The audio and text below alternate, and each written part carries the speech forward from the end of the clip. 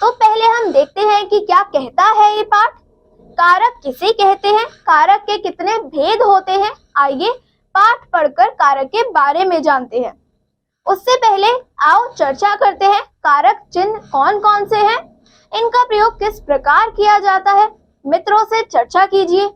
यहाँ पर ये दो चित्र दिए गए हैं। बच्चों, कारक को समझने के लिए एक कहानी पढ़िए।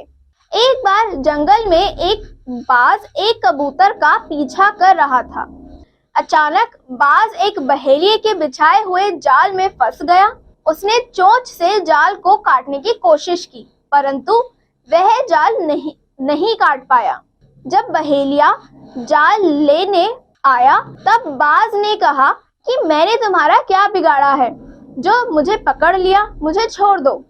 बहेलिये ने उत्तर दिया, अब कबूतर ने भी तो तुम्हें कष्ट नहीं पहुंचाया था, परंतु तुमने उस पर झपट्टा क्यों मारा। अतः जो जैसा करता है उसे वैसा ही फल मिलता है। कहानी में आए इन चिन्हों पर ध्यान दीजिए। में, का, के, से, ने, ये चिन्ह ही संज्ञा और सर्वनाम शब्दों का दूसरे शब्दों से संबंध बताकर वाक्यों के अर्थ को स्पष्ट कर रहे हैं। अतः ये कारक चिन्ह है। इन्हें परसर्ग या विभक्ति चिन्ह भी कहते हैं। संज्ञा या सर्वनाम शब्दों के जिस रूप में उनका संबंध वाक्य के दूसरे शब्दों विशेषकर क्रिया के साथ बताया जाता है उसे कारक कहते हैं।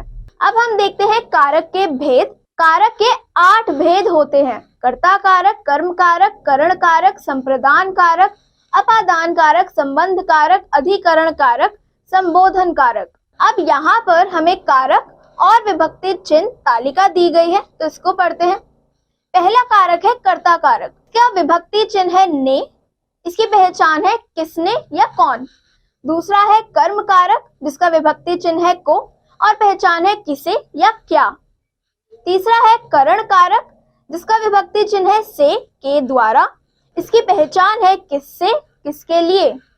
अगला है संप्रदान कारक, जिसका विभक्ति चिन्ह है के लिए या फिर को, इसका पहचान है किसके लिए, किसको। अगला है अपादान कारक, जिसका विभक्ति चिन्ह है से, अलग होना, और इसकी पहचान है कहां से।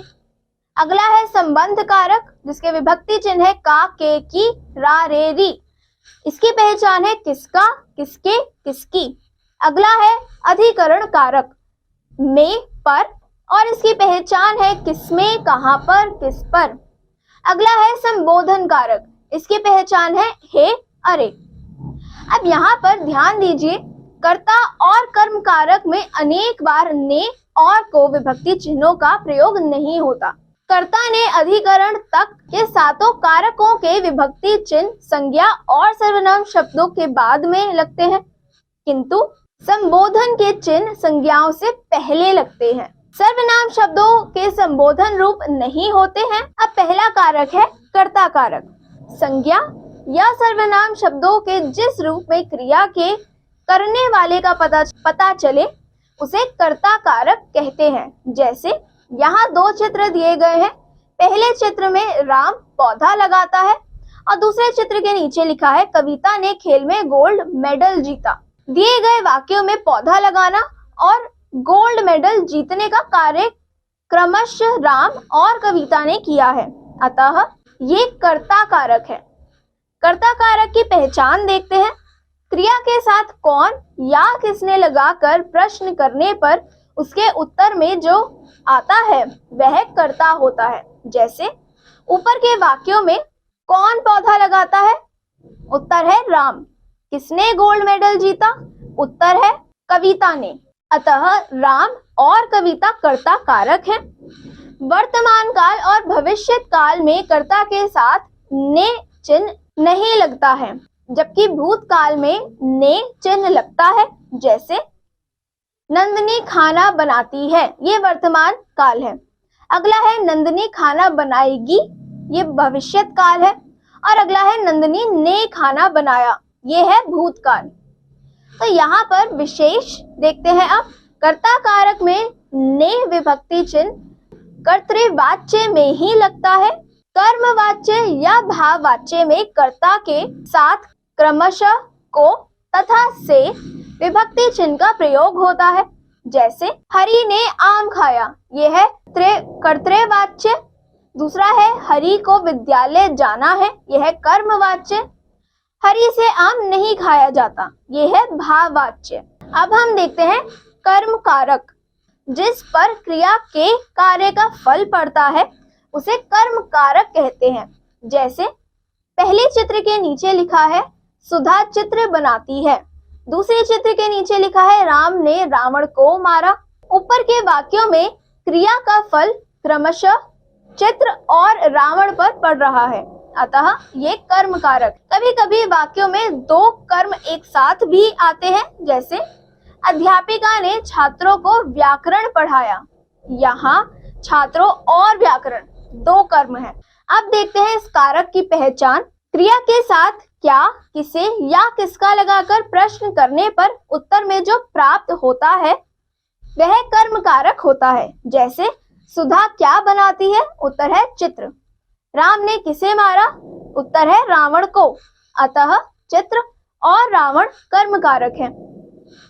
विशेष निर्जीव कर्म के साथ प्राय को विभक्ति चिन्ह नहीं लगता है। जैसे तुमने पत्र लिखा, भक्त ने घंटी बजाई, यहाँ पर पत्र और घंटी निर्जीव कर्म है, इसलिए इनके साथ विभक्ति चिन्ह का प्रयोग किया गया है। अब अगला है करण कारक। कर्ता जिस साधन के द्वारा क्रिया करता है उसे करण कारक कहते हैं।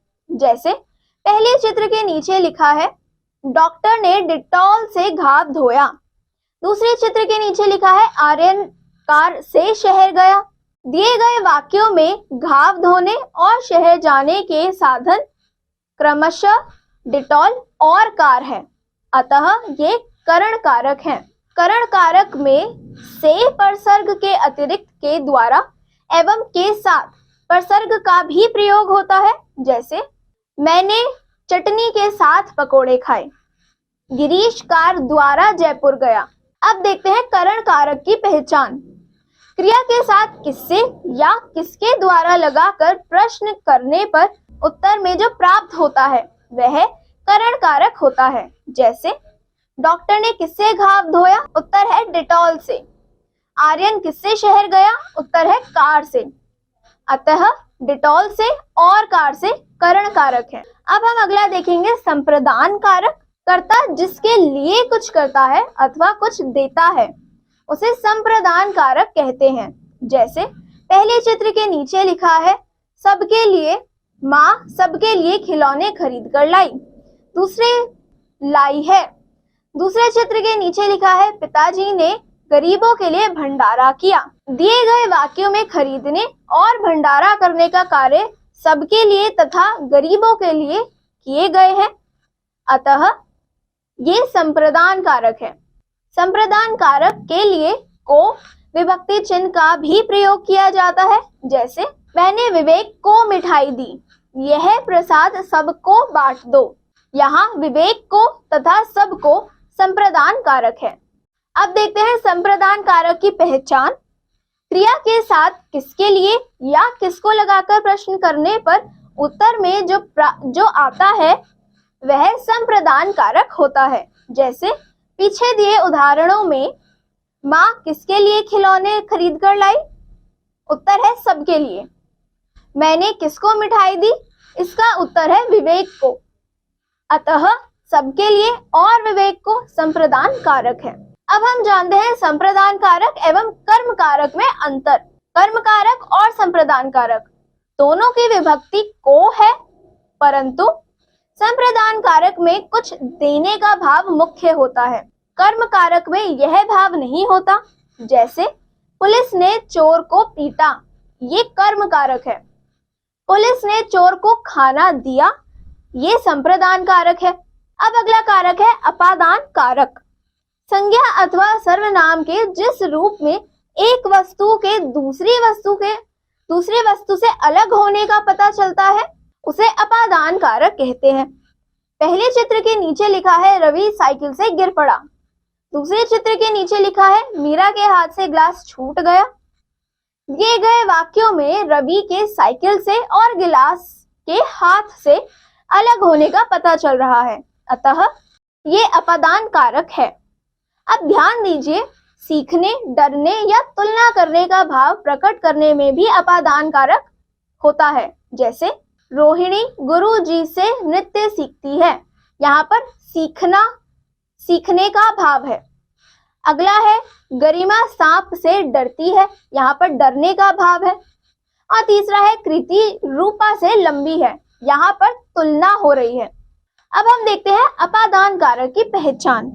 क्रिया के साथ कहां से या किससे लगाकर प्रश्न करने पर जो उत्तर में जो प्राप्त होता है वह अपादान कारक होता है। जैसे रवि कहां से गिर पड़ा, उत्तर है साइकिल से। दूसरा है गिलास कहां से छूट गया, उत्तर है हाथ से। रोहिणी किससे नृत्य सीखती है, उत्तर है गुरुजी से। गरिमा किससे डरती है, उत्तर है सांप से। कृति किससे लंबी है, उत्तर है रूपा से। अतः साइकिल से, हाथ से, गुरुजी से, सांप से तथा रूपा से ये अपादान कारक हैं। अब हम जानते हैं अपादान कारक और करण कारक में अंतर।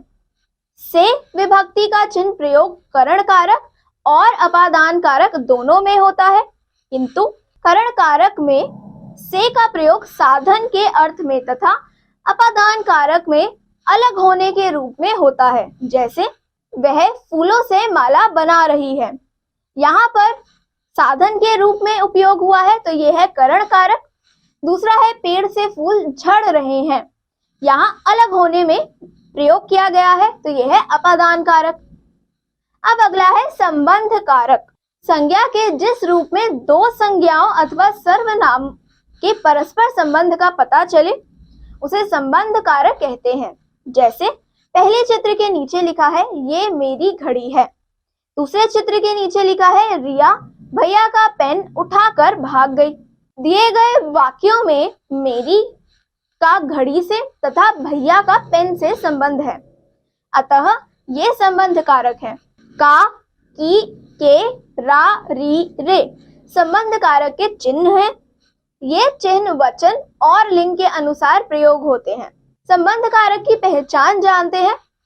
क्रियाओं के साथ किसका, किसकी, किसके लगाकर प्रश्न करने पर उत्तर में जो प्राप्त होता है वह संबंध कारक होता है। जैसे यह किसकी घड़ी है, उत्तर है मेरी। रिया किसका पेन उठाकर भाग गई, उत्तर है भाई का, अतः मेरी और भाई का संबंध कारक है। अगला है अधिकरण कारक। संज्ञा के जिस रूप से क्रिया के होने के आधार, समय या स्थान का पता चलता है उसे अधिकरण कारक कहते हैं।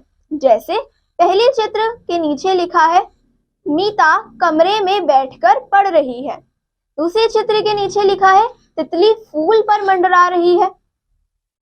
दिए गए वाक्यों में कमरे में और फूल पर बैठने और मंडराने की क्रियाओं का आधार बता रहे हैं, अतः ये अधिकरण कारक है। अब जानते हैं अधिकरण कारक की पहचान। क्रिया के साथ कहा, किसने, किस पर लगाकर प्रश्न करने पर उत्तर में जो प्राप्त होता है वह अधिकरण कारक होता है। जैसे सुनीता कहाँ बैठी पढ़ रही है, उत्तर है कमरे में। तितली किस पर मंडरा रही है, उत्तर है फूलों पर, अतः कमरे और फूलों पर अधिकरण कारक है। अब अगला है हमारे पास संबोधन कारक। संज्ञा के जिस रूप से किसी को बुलाने या पुकारने का भाव प्रकट हो उसे संबोधन कारक कहते हैं।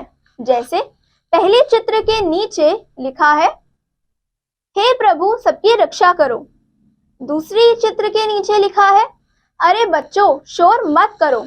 विशेष संबोधन कारक के परसर्गों हे, अरे आदि के साथ विस्मय आदि बोधक चिन्ह लगाया जाता है।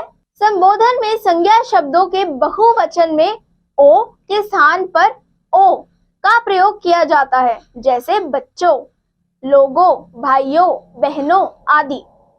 तो इस पाठ को पढ़कर हमने सीखा कारक संज्ञा और सर्वनाम के क्रिया से संबंध को बताते हैं।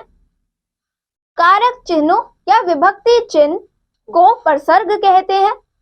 परसर्गों के बिना वाक्य का अर्थ स्पष्ट नहीं होता। कारक के 8 भेद होते हैं: कर्ता, कर्म, करण, संप्रदान, अपादान, संबंध, अधिकरण और संबोधन। सभी कारकों के भिन्न भिन्न विभक्ति चिन्ह होते हैं। से विभक्ति चिन्ह करण और अपादान कारक और अपादान दोनों कारक में प्रयोग होता है, किंतु दोनों में अलग अलग अर्थ दर्शाता है। को विभक्ति चिन्ह कर्म और संप्रदान दोनों कारकों में अलग अलग अर्थ में प्रयुक्त होता है।